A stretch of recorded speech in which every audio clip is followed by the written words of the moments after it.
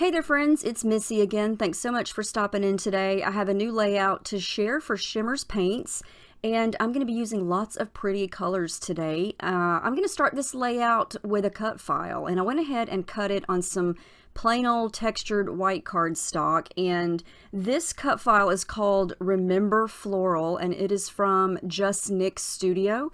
I'll make sure to link it down below. And I cut it twice because I had an idea going in my brain at the time, but that changed and I only wind up using the larger one. My thought is I want to leave the cut file blank and then let the shimmers show from behind it. So I'm going to do some painting today, and I'm going to use thick, smooth white cardstock. This is the Basil Marshmallow, and I'm going to coat it with clear gesso, and I'm not quite sure how much mixed media I'm going to add to this, so I'm going to go ahead and just coat the whole thing with gesso, and this is going to allow me to add lots of color, lots of water to help the colors blend and run and spread together. And so I was thinking pink and orange for some reason, so I went through all of my shimmers, and all of the colors that I'm going to use today are the original Shimmerz mixture. So when you go to look for these in the store, they are called Shimmers, and they come already ready to go in these little pots. You just have to stick your brush in there and stir them up, and they're ready to go. And I'll let you know all the names of the colors that I'm using here. So I wanted to add paint on the background, like I said, and I wanted to make sure that I got the colors exactly behind the flowers to start. So I lightly traced around where the flowers are going to go, and then I'm just going to start using all of these different shades of pink. So at the top there, I've got Going Peach Side. The second color there in the line is Wed Wagon.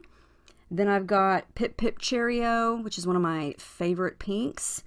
Then I have Golden Roses. Then I have Moulin Rouge. And then the dark one at the bottom is called Berrylicious.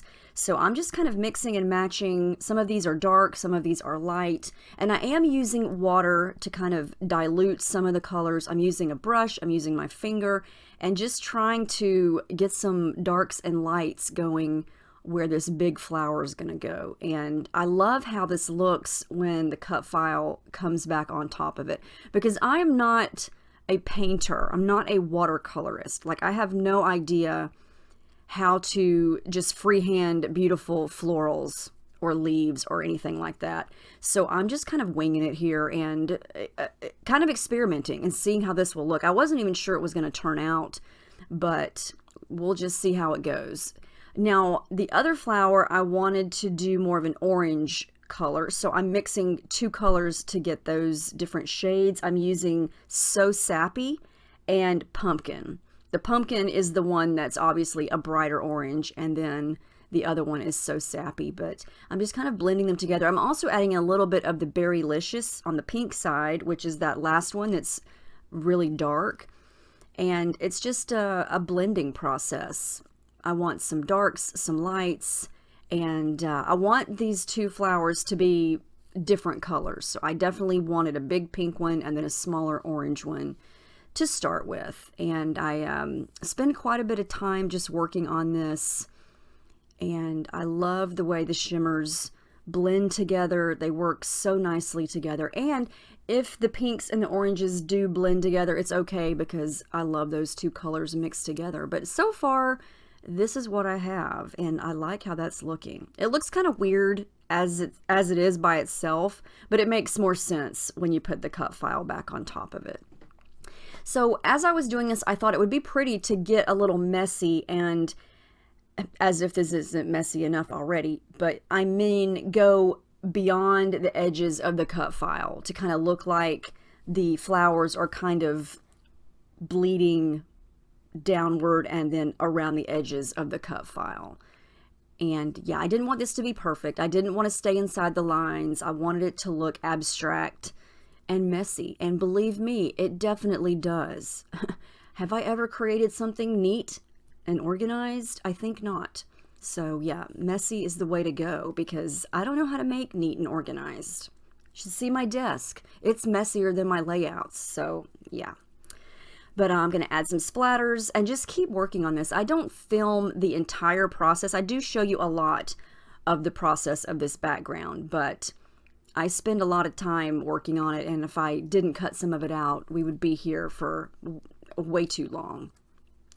So I like to use my roll of paper towels there to kind of roll over my splatters. I find that I get better results with the splatters staying circular. Sometimes I'll use my napkin if the splatter is large enough, but when they're too small for me to ball the napkin up into a little point, I like to roll my paper towel over it because it doesn't make the splatter go into a misshapen circle. Because when I splatter, you know, I want them to dry circles. Now some of them, like right here, they're a little bit bigger. I can use my napkin there, but it just depends on what it looks like and if I want it to be darker or lighter. If I want it to be darker, I'll let it sit longer. If I want it to be lighter, I'll try to dab it up pretty quickly. So I kept playing with it. I let it dry, and look how shimmery it is. I love that. So, so pretty. And I do want to note that the original Shimmerz mixture, all the colors I'm using here are very, very shimmery. And I mean, most of the Shimmers, all the different styles, except for the Coloringz. The Coloringz don't have any shimmer. But everything else has some form of shimmer. So when it's dry, it's either going to look sparkly, it's going to look glittery, it's going to have this light sheen of a satin or a shimmery finish. Just each different style of Shimmers is a little bit different. Now these are very glittery. I always say that it looks like there's ground up glitter in there. And whenever I add water like I'm doing today, it does take out a little bit of that intense shimmer. So just be aware of that. If you are using Shimmers and you do dilute it with water and you know, add that to it, it may affect the shimmer finish. But as you can see, I'm adding a lot of water to this today, and it's still quite shimmery. And a lot of times I'm okay if the shimmer is affected a little bit, because most times I'm going for the color. But I've never used a Shimmers with water that still didn't shimmer in some way. Except for Coloringz, because they don't have shimmer. They're just flat color. So yeah, everything here today definitely has shimmer. And here I'm still working on this background. I just kind of, I know it's going to look abstract, but I still want it to look a little realistic with lights and darks on, you know, each sides of the petals there. And yeah, that's why I keep bringing the cut file back on top of it. So I think I have the two main flowers done, and now I want to get something behind those other little side flowers, the blooms. And I thought that I would use these same colors, but just go a little bit lighter. And I'm trying to just kind of wing it and see where they are and to know where to add the paint. And again, I want this to kind of bleed out from the cut file, so it's not 100% perfect. It's not 100% neat. I want it to look messy. And I think I'm meeting that goal. But I think these colors are really pretty together, and just going to keep going. I think we're almost done here. Yes, I did a little bit more on the left side, and that color there is, I think, going peach side that I'm working with there. It's hard to tell once I've started to kind of blend them and mix them and match them together. But yeah, that's the fun part of it, is just pulling out all these different shades and seeing what new colors you can come up with when you start to mix and match. And if you're doing something like this, you know, don't be afraid to use your fingers to help smudge the color around. Sometimes I feel like my hands do a better job than the brush. And yeah, don't be afraid to do that. So I'm really liking how that's looking. And yeah, this is why I only wound up using one of the cut files, because this took up so much space on the background. I thought, where would I even begin to use the second one? I wouldn't really have any room for my photo. And I don't want to cover a lot of this up. You know, I've spent a lot of time on it and I want it to be visible. And if you look at this cut file, there's kind of a little dip in between or above the big flower there. And so that is where I'm thinking my photo is going to go. And there is my photo. It's a cute selfie. Surprise, surprise. I love scrapping selfies of me and my girls. And it's going to go right there above the pink flower because that's the perfect little area for it, I think. So I'm going to go ahead and glue down some parts of this cut file. I don't want to glue the entire thing down because I want to be able to bend up some of the petals to make it look a little dimensional, to kind of pop up off the page. And so I'm going to start to work on layering. I'm going to add a little bit of white tissue paper behind my photo there to give it a little bit of some kind of layer or a border around the photo there. And then I'm going to go ahead and pop it up with some adhesive foam. And that's just going to pop the photo up a little bit off the page there to give it some dimension. So I took some time to think about what I wanted to add to this, and I pulled out the Unforgettable collection from Cocoa Vanilla. Haven't used this a lot yet because it's so pretty. I've been hoarding it, but the colors match this collection. So I pulled out some of the papers, some of the stickers and die cuts and things, because there's a lot of florals in this collection, and just started with some of the 6x8 papers for layering behind the photo there. The colors complemented all these shimmers that I use really well. So I'm going to use that pinkish, orangish color paper, add a little bit of this black and white text paper. And these are just going to be kind of hints of these colors kind of peeking around the edges of the photo there. And I like my edges to be uneven. I like to run them through my edge distressor there. It's got a little sharp edge. I don't know if you can see it in the middle there. And it just ruffles up the edges of the paper. And if you don't have one of those, the edges of your scissors work just as well. So there's definitely more than one way to get those ruffly edges. So yeah, just a couple layers, different papers behind the photo there, and I like how that looks. Sometimes I don't layer anything behind the photo except tissue paper, but sometimes I like to add lots of things behind there. It just depends on the layout, depends on the photo. It just depends on everything, you know. Every layout has its own feel. And so this one, I just felt like adding some layers. So that's what we're going to do. And I'm going to cut a little piece of the cut file open so it can layer on top of the corner there. I'm going to keep sorting through things and try to decide what else to add. Because sometimes when I make a layout like this, I call this kind of a layout from scratch, which means that I just start with white everything and then just go for the shimmers and kind of create my own color scheme. And then once the shimmers part is done, I'm left with, well, what else am I going to add?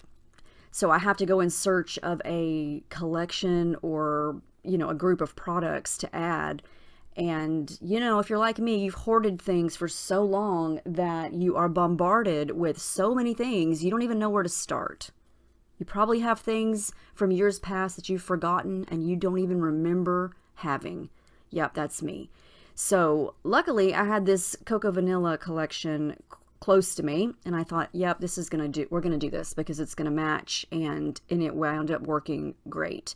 So I'm gonna add some of those clear stickers to the sides. The orange looked really good, and then I'm gonna add in a couple of these gray leaf sprigs because my photo has lots of gray in there, and I thought that that would work because, you know, a lot of times we go with green leaves when we use flowers, but when I looked at this cut file, I had originally somehow thought that there were leaves on it, but there weren't. So I thought, okay, we're not going to go with any green.